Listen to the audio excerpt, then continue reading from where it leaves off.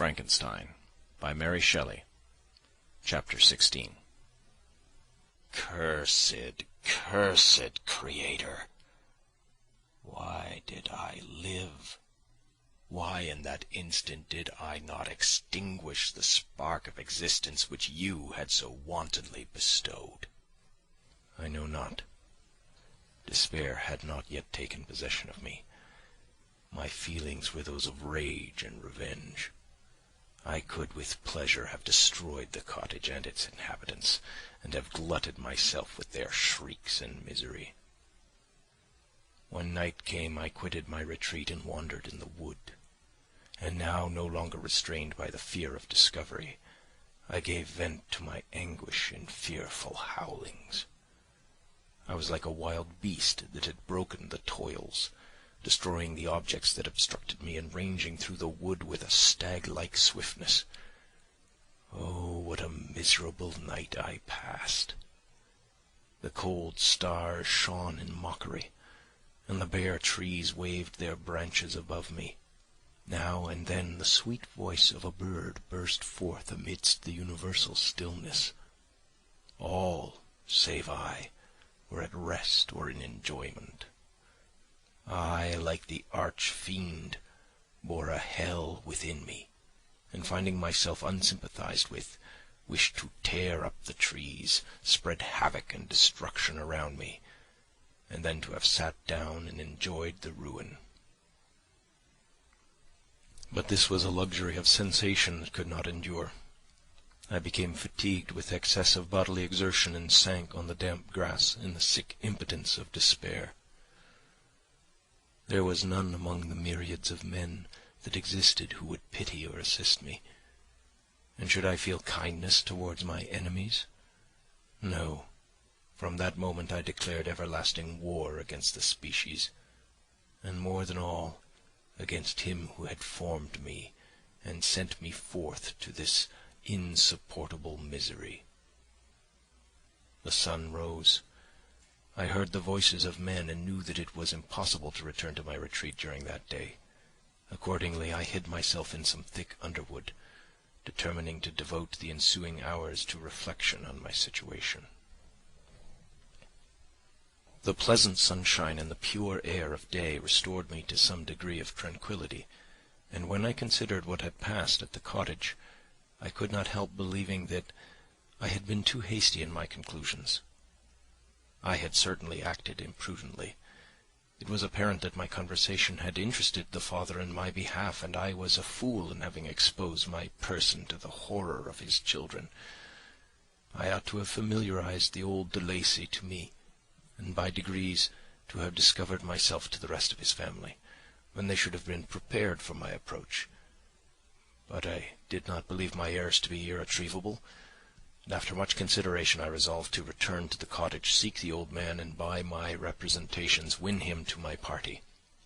These thoughts calmed me, and in the afternoon I sank into a profound sleep. But the fever of my blood did not allow me to be visited by peaceful dreams. The horrible scene of the preceding day was forever acting before my eyes.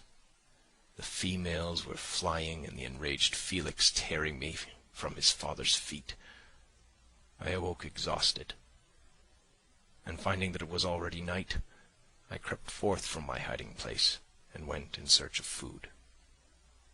When my hunger was appeased, I directed my steps towards the well-known path that conducted to the cottage. All there was at peace. I crept into my hovel and remained in silent expectation of the accustomed hour when the family arose. That hour passed. The sun mounted high in the heavens, but the cottagers did not appear. I trembled violently, apprehending some dreadful misfortune. The inside of the cottage was dark, and I heard no motion. I cannot describe the agony of this suspense. Presently 2 countrymen passed by, but pausing near the cottage, they entered into conversation, using violent gesticulations. But I did not understand what they said, as they spoke the language of the country, which differed from that of my protectors. Soon after, however, Felix approached with another man. I was surprised, as I knew that he had not quitted the cottage that morning, and waited anxiously to discover from his discourse the meaning of these unusual appearances. "Do you consider," said his companion to him, "that you will be obliged to pay 3 months' rent and to lose the produce of your garden? I do not wish to take any unfair advantage, and I beg, therefore, that you will take some days to consider of your determination." "It is utterly useless," replied Felix. "We can never again inhabit your cottage. The life of my father is in the greatest danger, owing to the dreadful circumstances that I have related. My wife and my sister will never recover from their horror. I entreat you not to reason with me any more. Take possession of your tenement, and let me fly from this place." Felix trembled violently as he said this. He and his companion entered the cottage, in which they remained for a few minutes, and then departed. I never saw any of the family of de Lacy more. I continued for the remainder of the day in my hovel in a state of utter and stupid despair. My protectors had departed and had broken the only link that held me to the world. For the first time the feelings of revenge and hatred filled my bosom, and I did not strive to control them. But allowing myself to be borne away by the stream, I bent my mind towards injury and death. When I thought of my friends, of the mild voice of de Lacy, the gentle eyes of Agatha, and the exquisite beauty of the Arabian, these thoughts vanished, and a gush of tears somewhat soothed me. But again, when I reflected that they had spurned and deserted me, anger returned, a rage of anger, and unable to injure anything human, I turned my fury towards inanimate objects. As night advanced, I placed a variety of combustibles around the cottage, and after having destroyed every vestige of cultivation in the garden, I waited with forced impatience until the moon had sunk to commence my operations. As the night advanced, a fierce wind arose from the woods and quickly dispersed the clouds that had loitered in the heavens. The blast tore along like a mighty avalanche, and produced a kind of insanity in my spirits that burst all bounds of reason and reflection. I lighted the dry branch of a tree and danced with fury around the devoted cottage. My eyes still fixed on the western horizon, my brand. It sank, and with a loud scream I fired the straw and heath and bushes which I had collected. The wind fanned the fire, and the cottage was quickly enveloped by the flames, which clung to it and licked it with their forked and destroying tongues. As soon as I was convinced that no assistance could save any part of the habitation, I quitted the scene and sought for refuge in the woods. And now, with the world before me, whither should I bend my steps? I resolved to fly far from the scene of my misfortunes. But to me, hated and despised, every country must be equally horrible. At length, the thought of you crossed my mind. I learned from your papers that you were my father, my creator, and to whom could I apply with more fitness than to him who had given me life? Among the lessons that Felix had bestowed upon Safie, geography had not been omitted. I had learned from these the relative situations of the different countries of the earth. You had mentioned Geneva as the name of your native town, and towards this place I resolved to proceed. But how was I to direct myself? I knew that I must travel in a southwesterly direction to reach my destination, but the sun was my only guide. I did not know the names of the towns that I was to pass through, nor could I ask information from a single human being. But I did not despair. From you only could I hope for succour, although towards you I felt no sentiment but that of hatred. Unfeeling, heartless creator! You had endowed me with perceptions and passions, and then cast me abroad an object for the scorn and horror of mankind. but on you only had I any claim for pity and redress, and from you I determined to seek that justice which I vainly attempted to gain from any other being that wore the human form. My travels were long, and the sufferings I endured intense.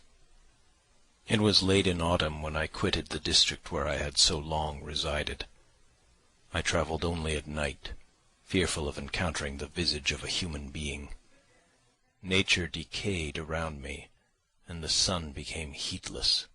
Rain and snow poured around me. Mighty rivers were frozen. The surface of the earth was hard and chill and bare, and I found no shelter. O earth, how often did I imprecate curses on the cause of my being! The mildness of my nature had fled, and all within me was turned to gall and bitterness. The nearer I approached your habitation, the more deeply did I feel the spirit of revenge enkindled in my heart. Snow fell, and the waters were hardened, but I rested not. A few incidents now and then directed me, and I possessed a map of the country, but I often wandered wide from my path. The agony of my feelings allowed me no respite. No incident occurred from which my rage and misery could not extract its food. But a circumstance that happened when I arrived on the confines of Switzerland, when the sun had recovered its warmth and the earth again began to look green, confirmed in an especial manner the bitterness and horror of my feelings. I generally rested during the day and travelled only when I was secured by night from the view of man. One morning, however, finding that my path lay through a deep wood, I ventured to continue my journey after the sun had risen. The day, which was one of the first of spring, cheered even me by the loveliness of its sunshine and the balminess of the air. I felt emotions of gentleness and pleasure that had long appeared dead revive within me. Half surprised by the novelty of these sensations, I allowed myself to be borne away by them, and forgetting my solitude and deformity, dared to be happy. Soft tears again bedewed my cheeks, and I even raised my humid eyes with thankfulness towards the blessed sun which bestowed such joy upon me. I continued to wind among the paths of the wood until I came to its boundary, which was skirted by a deep and rapid river into which many of the trees bent their branches, now budding with the fresh spring. Here I paused, not exactly knowing what path to pursue, when I heard the sound of voices that induced me to conceal myself under the shade of a cypress. I was scarcely hid when a young girl came running towards the spot where I was concealed, laughing, as if she ran from someone in sport. She continued her course along the precipitous sides of the river when suddenly her foot slipped, and she fell into the rapid stream. I rushed from my hiding place, and with extreme labour, from the force of the current, saved her and dragged her to shore. She was senseless, and I endeavoured by every means in my power to restore animation the deeper parts of the woods. I followed speedily, I hardly knew why, but when the man saw me drew near, he aimed a gun, which he carried at my body, and fired. I sank to the ground, and my injurer, with increased swiftness, escaped into the wood. This was then the reward of my benevolence. I had saved a human being from destruction. The feelings of kindness and gentleness which I had entertained but a few moments before gave place to hellish rage and gnashing of teeth.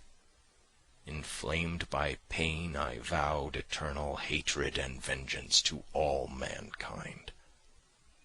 But the agony of my wound overcame me. My pulses paused, and I fainted. For some weeks I led a miserable life in the woods, endeavouring to cure the wound which I had received. The ball had entered my shoulder, and I knew not whether it had remained there or passed through. At any rate, I had no means of extracting it. My sufferings were augmented also by the oppressive sense of the injustice and ingratitude of their infliction. My daily vows rose for revenge, a deep and deadly revenge, such as would alone compensate for the outrages and anguish I had endured.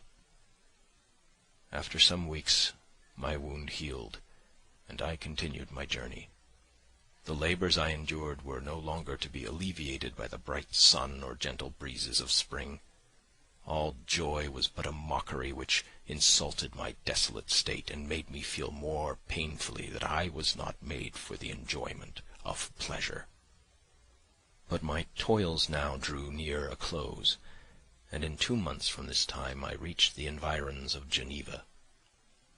It was evening when I arrived, and I retired to a hiding-place among the fields that surround it, to meditate in what manner I should apply to you.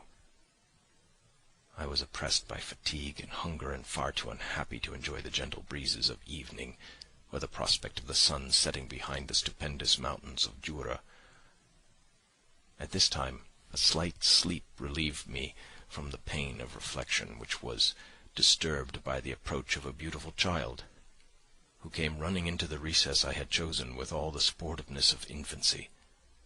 Suddenly, as I gazed on him, an idea seized me that this little creature was unprejudiced, and had lived too short a time to have imbibed a horror of deformity. If, therefore, I could seize him and educate him as my companion and friend, I should not be so desolate in this peopled earth. Urged by this impulse, I seized on the boy as he passed and drew him towards me. As soon as he beheld my form, he placed his hands before his eyes and uttered a shriek. I drew his hand forcibly from his face and said, "Child, what is the meaning of this? I do not intend to hurt you. Listen to me." He struggled violently. "Let me go," he cried. "Monster! Ugly wretch! You wish to eat me and tear me to pieces. You are an ogre. Let me go, or I will tell my papa." "Boy, you will never see your father again. You must come with me." "Hideous monster! Let me go. My papa is a syndic. He is Monsieur Frankenstein. He will punish you. You dare not keep me." "Frankenstein! You belong then to my enemy, to him towards whom I have sworn eternal revenge. You shall be my first victim." The child still struggled and loaded me with epithets which carried despair to my heart. I grasped his throat to silence him, and in a moment he lay dead at my feet. I gazed on my victim, and my heart swelled with exultation and hellish triumph. Clapping my hands, I exclaimed, "I, too, can create desolation. My enemy is not invulnerable. This death will carry despair to him, and 1,000 other miseries shall torment and destroy him." As I fixed my eyes on the child, I saw something glittering on his breast. I took it. It was a portrait of a most lovely woman. In spite of my malignity, it softened and attracted me. For a few moments I gazed with delight on her dark eyes, fringed by dark lashes, and her lovely lips. But presently my rage returned. I remembered that I was forever deprived of the delights that such beautiful creatures could bestow, and that she whose resemblance I contemplated would, in regarding me, have changed that air of divine benignity to one expressive of disgust and affright. Can you wonder that such thoughts transported me with rage? I only wonder that at that moment, instead of venting my sensations in exclamations and agony, I did not rush among mankind and perish in the attempt to destroy them. While I was overcome by these feelings, I left the spot where I had committed the murder, and seeking a more secluded hiding-place, I entered a barn which had appeared to me to be empty. A woman was sleeping on some straw. She was young, not indeed so beautiful as her whose portrait I held, but of an agreeable aspect and blooming in the loveliness of youth and health. Here, I thought, is one of those whose joy-imparting smiles are bestowed on all but me, and then I bent over her and whispered, "Awake, fairest, Thy lover is near. He would give his life but to obtain one look of affection from thine eyes. My beloved, awake!" The sleeper stirred. A thrill of terror ran through me. Should she indeed awake and see me and curse me and denounce the murderer? Thus would she assuredly act if her darkened eyes opened and she beheld me. The thought was madness. It stirred from the fiend within me. Not I, but she shall suffer. The murder I have committed because I am forever robbed of all that she could give me, she shall atone. The crime had its source in her. Be hers the punishment. Thanks to the lessons of Felix in the sanguinary laws of man, I had learned now to work mischief. I bent over her and placed the portrait securely in one of the folds of her dress. She moved again, and I fled. For some days I haunted the spot where these scenes had taken place, sometimes wishing to see you, sometimes resolved to quit the world and its miseries forever. At length I wandered towards these mountains, and have ranged through their immense recesses, consumed by a burning passion which you alone can gratify. We may not part until you have promised to comply with my requisition. I am alone and miserable. Man will not associate with me, but one as deformed and horrible as myself would not deny herself to me. My companion must be of the same species and have the same defects. This being you must create. End Chapter 16.